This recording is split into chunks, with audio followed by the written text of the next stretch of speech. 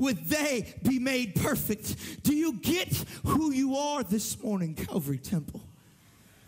Do you understand what God spoke about you?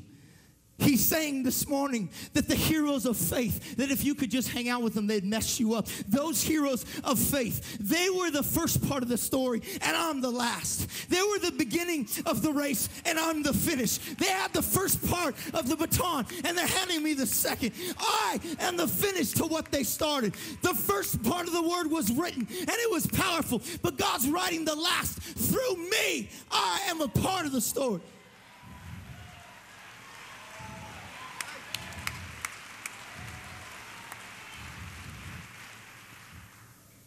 Every great believer realized one thing, that their body housed the living God. Every person who's ever changed history understood one thing, that their body was the temple of the Lord Almighty. And we know that in this room. It's not that we intend to be non-believers, because we walk around like we don't know that. But we know that God lives inside of us. We know that he takes up residence inside of us. But there's just sometimes, I don't know if you felt it, but when you wake up in the morning and you look in the mirror and you just don't feel like a champion. Has there ever been a moment where you just looked at who you really were and you just don't feel like you line up with who God said you were? It's not that you tend to not believe him, but it's hard. The gap between who you are and who he called you to be is so great. Sometimes you think, God, you got the wrong guy. You must have got mixed up with that guy, because it's not me. It will boggle your mind, the greatness of God. See, in our life, we've reverted God from great to good. David said this, from everlasting to everlasting, you are God. Moses said, I looked far back as I could see, and then somewhere behind that, all I saw was God. So I just said, in the beginning, God. One writer said, without father or mother, without beginning or end, he is the ever-liveth God. Heaven is his throne. Earth is his footstool. He is a by himself God. We cannot keep reverting God down from great to good. He is alone God by himself. He has no committee, no board of directors, no boss. By himself he's called you. By himself he'll save you. By himself he'll help you and deliver you. He will keep, protect, provide, and keep you. By himself he will repair you. He's a by himself God. And it's hard to believe that this God would make himself available to you.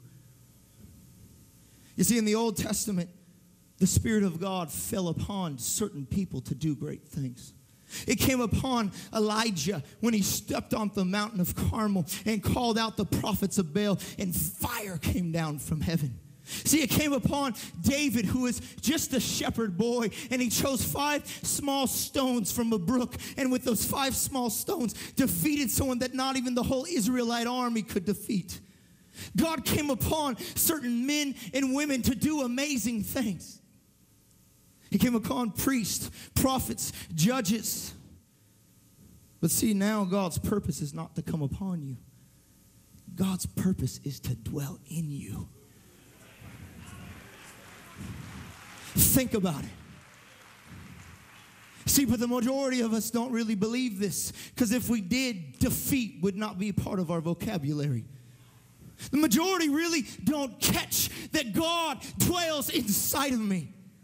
We really don't get that he's not here just to rent the house. He's not here to go on vacation and hang out with you. He's not here for a slumber party to spend the night. God is not here just for a moment, but he came to live inside of me. He's not renting the house. He bought the house. He owns the house. Everywhere I walk, when I wake up in the morning, when I go to sleep, he walks with me. He talks to me. He is my God. He lives inside of me. Everywhere my feet tread, God walks with me.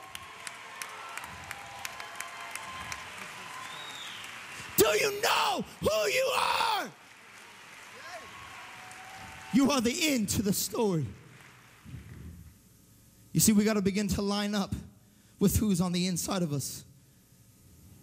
When we begin to line up with who's on the inside of us, God takes an ordinary person and makes them extraordinary. We got to capture who's on the inside of us this year. I don't know about you, Calvary Temple, this year, but I need to get a different mindset inside my head. The word says that when my body gets saved, my mind gets saved. I need to renew my mind this year to believe that God walks with me everywhere I go. This year, I want this Calvary Temple Worship Center to begin to say inside their spirit, God, you are going to walk with me. God, there is no